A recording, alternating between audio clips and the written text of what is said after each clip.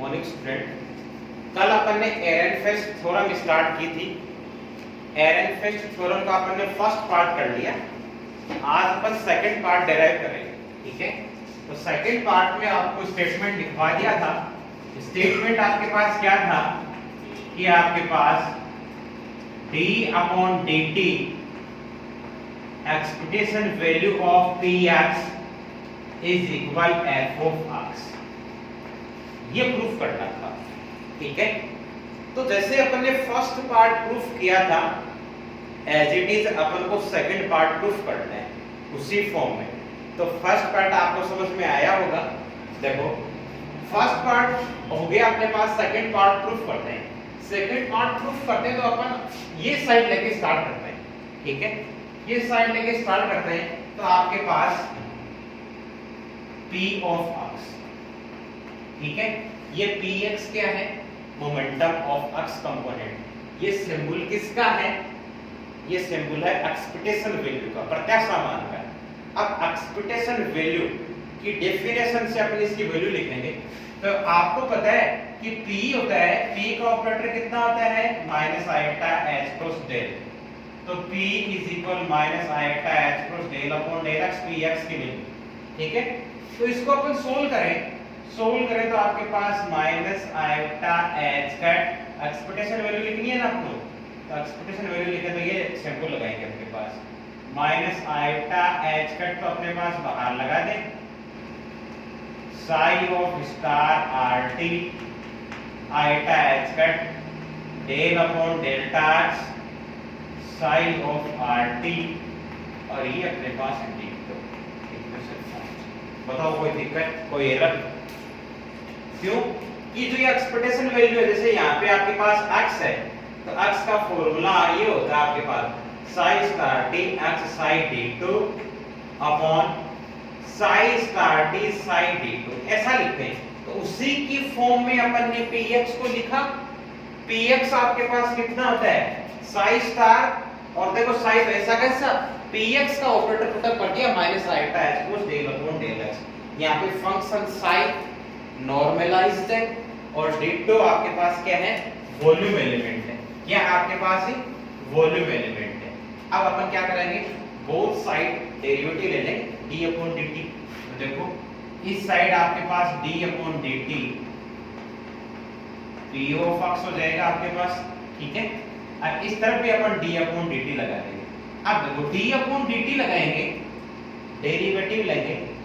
तो कल भी आपको बताया था डेरिवेटिव पार्ट होगा, तो डेरिवेटिव पार्ट में ओनली डिफरेंशिएट करेंगे। तो डिफरेंशिएट या तो साई का स्टार का होगा या साई का होगा। समझ में आ रही बात? क्यों t के रेस्पेक्ट में करेंगे तो t ओनली एलिमेंट कहां है? या तो यहां है या यहां है। इस वाले एलिमेंट का डिफरेंशिएट नहीं होगा। तो नहीं होगा तो इसका अपन सोल्व करते हैं तो आपके पास माइनस आइटा h कट, तो आपके पास एज इट इज है, ठीक है। साई का करेंगे तो डेल्टा साई का कॉन्जुगेट अपॉन डेल्टा t, और ये ऐसा का ऐसा del psi upon delta x, ठीक है। फिर अपन प्लस करेंगे तो आपको देखना ये साई ऐसा कैसा रहेगा, psi as it is del upon del x भी एज इट इज, और ये साई स्टार का हो जाएगा, साई स्टार का होगा del psi star upon delta t। समझ में आ रही है बात? ये आपके पास ये ठीक वॉल्यूम एलिमेंट इक्वेशन आपके पास है। समझ में आ रही है बात? px मोमेंटम के ऑपरेटर के डेफिनेशन से अपन ने ये लिख दिया। फिर इसका अपन ने डेरिवेटिव ले लिया। डेरिवेटिव ओनली साई का कॉन्जुगेट और साई का ही होगा। एक पर तो साई का कॉन्जुगेट का कर दिया, ये दोनों टर्म एज इट इज। फिर अपन ने साई का कर दिया तो ये टर्म एज इट इज। समझ में आ रही है? एक मिनट, ये अपन ने क्या कर दिया? साई के कॉन्जुगेट अपॉन डेल्टा t, इसका कर दिया तो आपके पास ये एज इट इज। अब आपके पास साई का करेंगे अपन,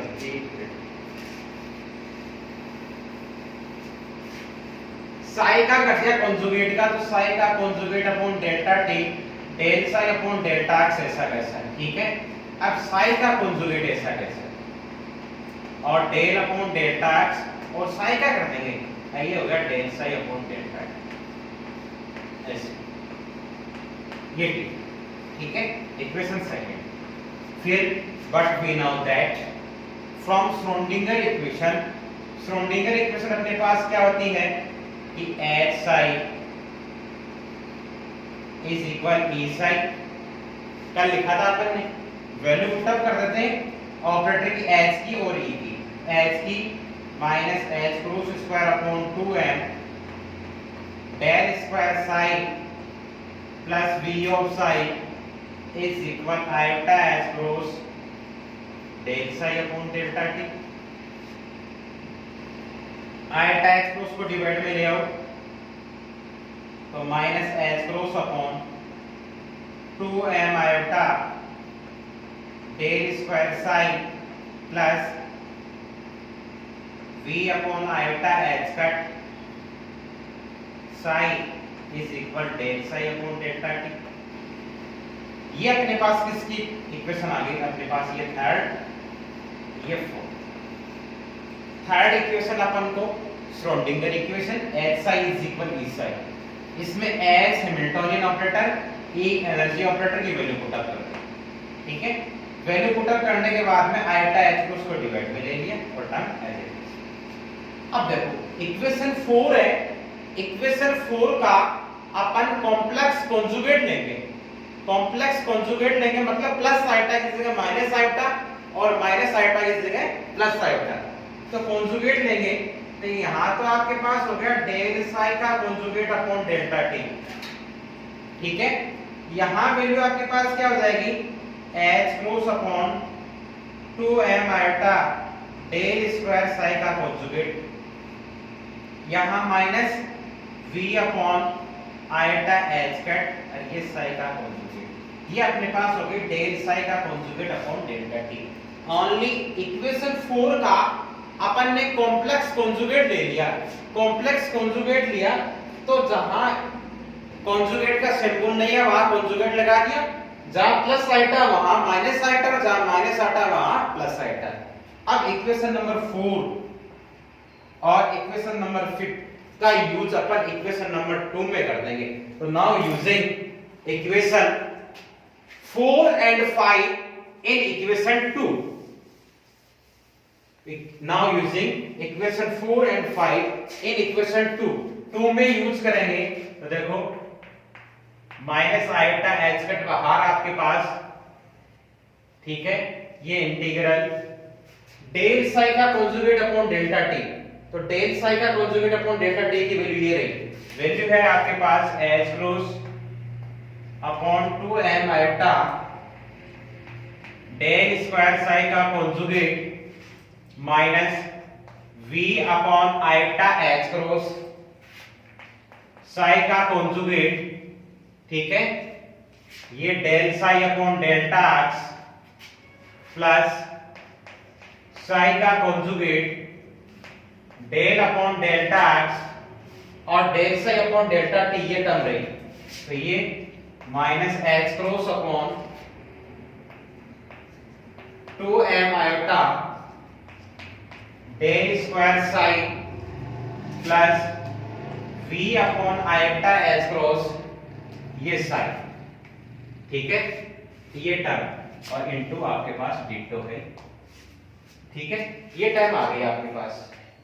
अब देखो इक्वेशन नंबर कौन सी आ गई आपके पास, 6 आ गई। इक्वेशन नंबर थर्ड में अपन ने क्या कर, सॉरी सेकंड में क्या कर दिया, 4 और 5 से वैल्यू पुट अप कर दी। अब देखना एक मिनट आप, but we know that from definition of Hermitian operator, Hermitian operator की डेफिनेशन से क्या होगा कि डेल स्क्वायर साई का कॉन्जुगेट और del psi upon delta x, इसकी वैल्यू किसके इक्वल आएगी, हर्मिटियन संकारक की डेफिनेशन लिखवाई आपको, हर्मिशियन, यहां डेल स्क्वायर इसके साथ ऑपरेट हो रहा है तो इसका रिजल्ट आएगा साई का कॉन्जुगेट, ऐसा कैसा, और ये डेल स्क्वायर नेक्स्ट साई के साथ ऑपरेट हो जाएगा, डेल अपॉन डेल ऐसा कैसा, और ये डेल स्क्वायर साई इसके इक्वल आएगा। हर्मिटी संकारक की डेफिनेशन से, from definition of Hermitian operator, Hermitian operator की डेफिनेशन से डेल स्क्वायर साई का conjugate del psi upon del x का रिजल्ट किसके इक्वल होगा? साई का कंजुगेट तो एज इट इज लिखा जाएगा कि डेल स्क्वायर इस साई के साथ ऑपरेट हो जाएगा। इस टर्म को इस तरफ लेते हैं तो डेल स्क्वायर साई का conjugate del psi upon delta x minus psi का conjugate del upon delta x del square psi is equal 0। Equation 7 क्या कर दिया? उस टर्म को इस तरफ ले लिया, negative is equal 0। Now using equation 7 in equation 6, तो इक्वेशन 7 का अपन यूज करेंगे कहां? 6th में करेंगे। 6th में करेंगे तो एक मिनट देखना,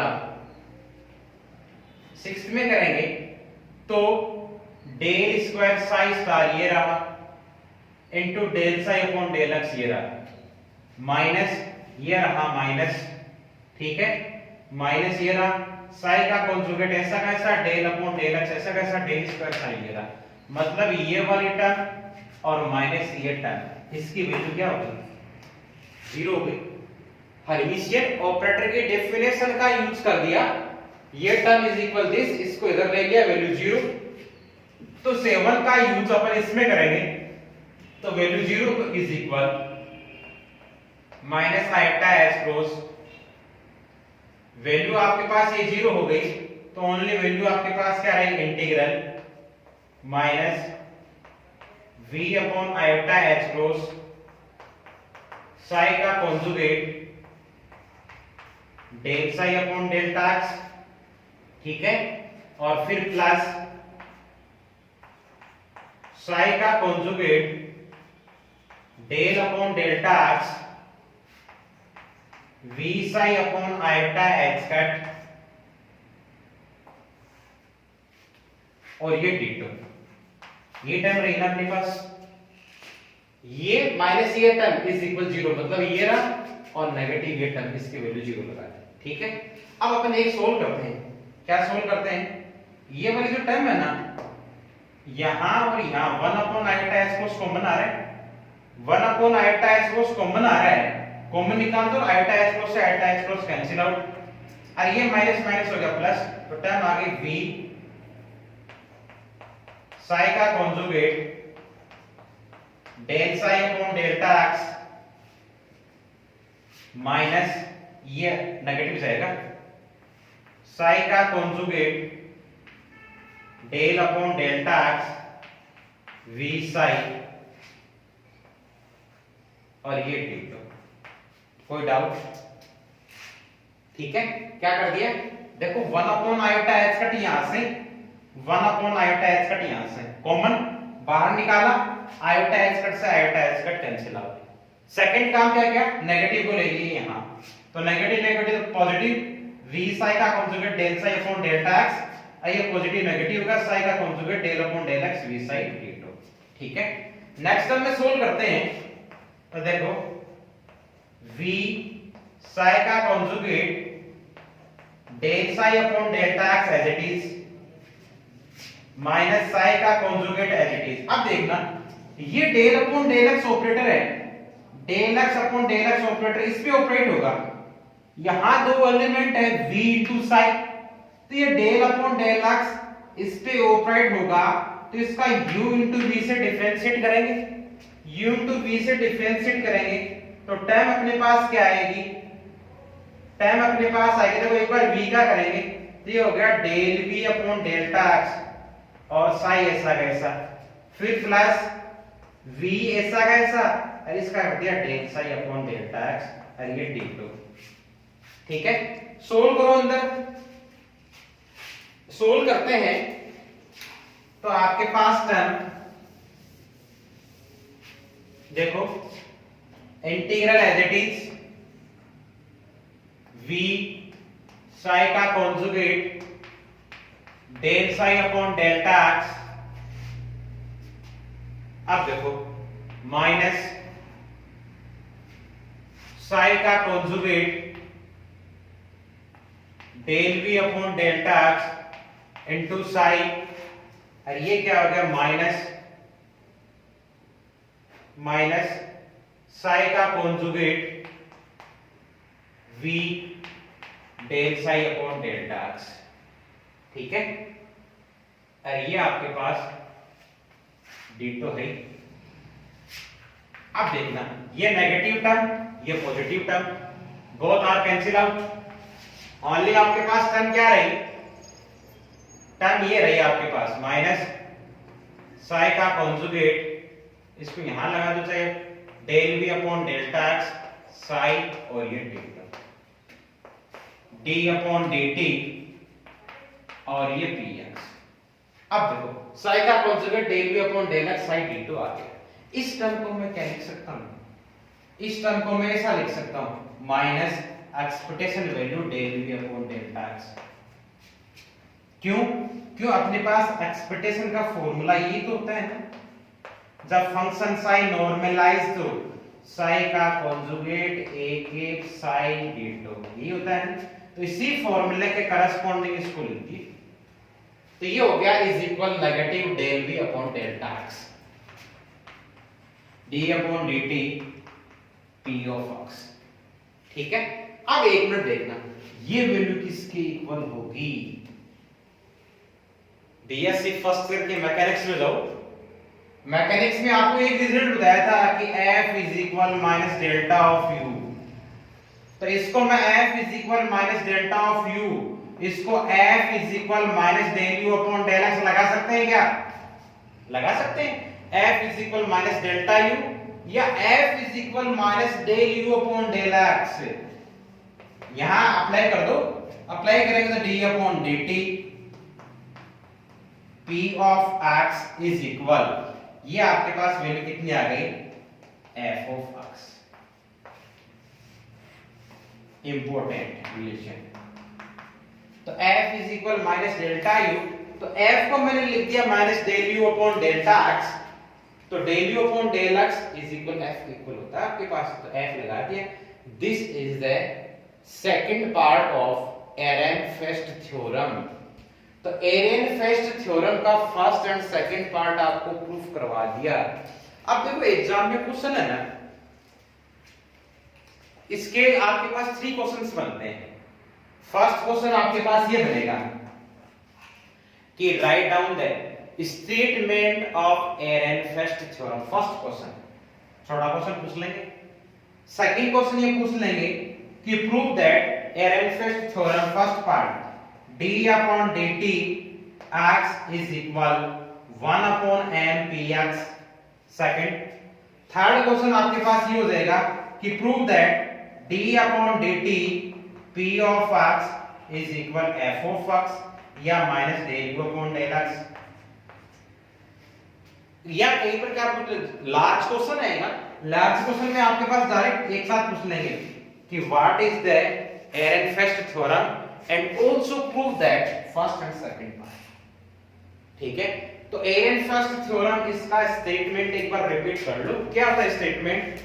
कि अपने पास क्लासिकल मैकेनिक्स फिजिक्स में किसी पार्टिकल की मोशन को डिफाइन करने के लिए जो डायनेमिकल वेरिएबल होते हैं, और डायनेमिकल वेरिएबल की जगह एक्सपेक्टेशन वैल्यू का यूज कर दिया जाए, तो वही इक्वेशन है क्वांटम मैकेनिक्स में भी पार्टिकल की मोशन को डिफाइन करेगी। हिंदी में मतलब चीज सम्मत भौतिकी में किसी कण की गति को वर्णित करने वाले गति के चरों के स्थान पर प्रत्याशा मान का यूज कर दिया जाए, तो वही समीकरण क्वांटम यांत्रिकी में भी कण की गति को वर्णित या डिफाइन करेगी। ये तो इसका स्टेटमेंट। फर्स्ट पार्ट आपको d upon dt x equal to 1 upon m px और d upon dt px equal to f of x। इनको प्रूफ करने के लिए आपको अपने माइंड में दो ही बात सेट करनी है। क्या करनी है? फर्स्ट, स्टार्ट आपको कहां से करना है? स्टार्ट आपको वहां से करना है, now from the definition of expectation value. First part में तो x की लिख दो, सेकंड पार्ट में px की लिख दो। फिर क्या करना है? इनका डेरिवेटिव ले लो, सेम प्रोसेस चलती जाएगी, डेरिवेटिव कर दो, डेरिवेटिव ले लिया। फिर आपको श्रोडिंगर इक्वेशन यूज करनी है, E psi is equal H psi। E की वैल्यू पुटअप, H की वैल्यू पुटअप, यहां से del psi upon delta T और डेल साई का कॉन्जुगेट अपॉन डेल्टा टी की वैल्यू आएगी। ठीक है, वैल्यू पुटअप कर दो, फिर लास्ट में एक काम और करना है, हर्मिशियन ऑपरेटर की प्रॉपर्टी लगानी है दोनों पार्ट में। प्रॉपर्टी लगा के सोल्व करो तो ये एक तो फर्स्ट पार्ट ये सोल्व हो जाएगा, सेकंड पार्ट आपके पास ये सोल्व हो जाएगा। तो ये आपके पास एक इंपॉर्टेंट पार्ट यूनिट फर्स्ट का है ना। यूनिट फर्स्ट के अंदर आपके पास ये 2 पार्ट है यूनिट के, उसमें से आपके पास एक पार्ट कंप्लीट हो गया है। इस पार्ट में इंपॉर्टेंट क्वेश्चन आपके पास Hermitian operator and its application 2 theorem करवाई थी ना कि हर्मिशियन ऑपरेटर की आइगन वैल्यू ऑलवेज रियल होती हैं और डिफरेंट आइगन वैल्यूज के करस्पॉन्डिंग आइगन फंक्शन ऑर्थोगोनल होते हैं। एक तो ये इंपॉर्टेंट है। सेकंड आपके पास ये एरेनफेस्ट थ्योरम इंपॉर्टेंट है। थर्ड आपके पास लीनियर ऑपरेटर और इसकी प्रॉपर्टीज इंपॉर्टेंट। ठीक है, अब देखो एक प्रॉब्लम क्वेश्चन है वो करना। प्रॉब्लम क्वेश्चन ये है कि आपको ये प्रूफ करना है कि operator del square upon delta x square minus x square ये एक ऑपरेटर है, इसका फंक्शन है e की power minus x square by 2।